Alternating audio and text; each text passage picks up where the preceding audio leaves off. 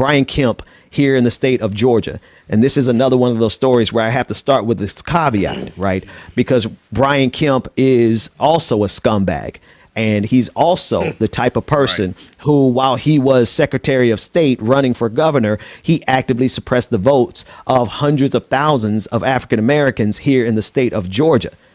But a broken clock can be right twice.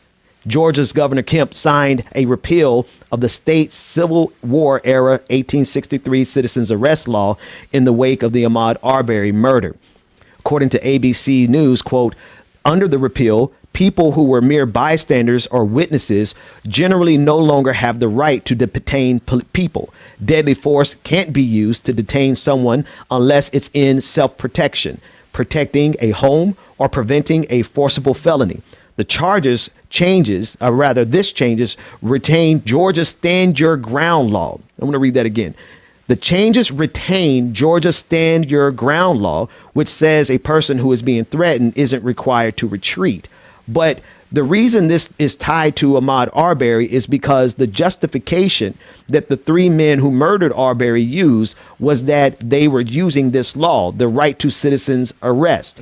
And at the signing of the bill, you can see it on your screen, Ahmaud Arbery's mother was there, and she regretted and she lamented the fact that this was having to be accomplished in the wake of her son being murdered by these three men that you see on your screen now. But it has been an excuse in the state of Georgia for so many people to feel like they have the authority to decide, to look at a situation and say that they are qualified enough to determine that there's a crime being committed and that they have the right to hold that person as a citizen arrest until authorities get there. The problem is, James, is that we see, like in the case of Ahmaud Arbery, how this impacts black people, because these white Georgians those three men felt that Ahmaud Arbery was doing something wrong and killed him. And it's not as though, I was talking with Georgia Fort last night on her show. It's not as though, and this is something that she brought up, it's not as though this law applied the same to black folks, because how many black folks are out here making citizens arrests and holding a white person at gunpoint until the police come? Right. We can't get away with that. Can't do it. Especially not in the state of Georgia.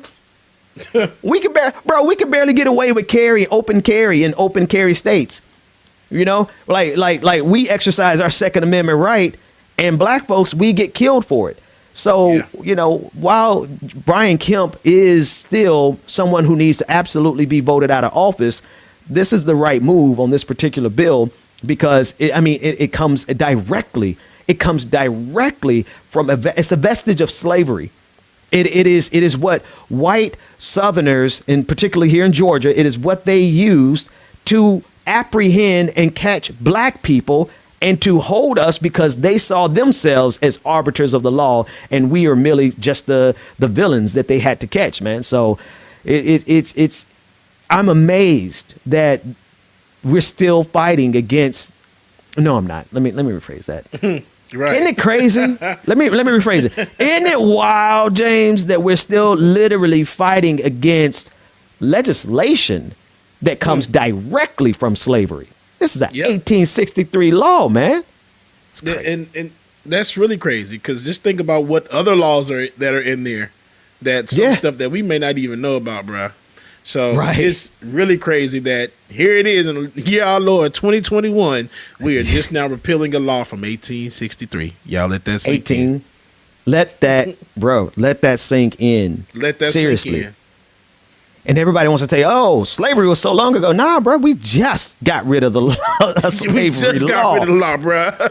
And you think about it, they talk about, oh, the civil rights movement and Jim Crow, that was so long ago. No, it's not, because we're still having a hard time getting lynching outlawed on the federal level, right?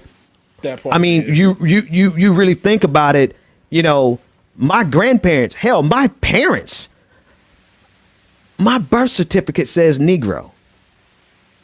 My 1980 birth certificate has Negro on it. So, I mean, I was going to say my parents. Yeah, my parents were alive during Jim Crow. Yeah, my grandparents were alive crazy, in Jim Crow. man. You know what I mean? My great grandparents, my great great grandparents were slaves. My birth certificate, bro, says Negro on it.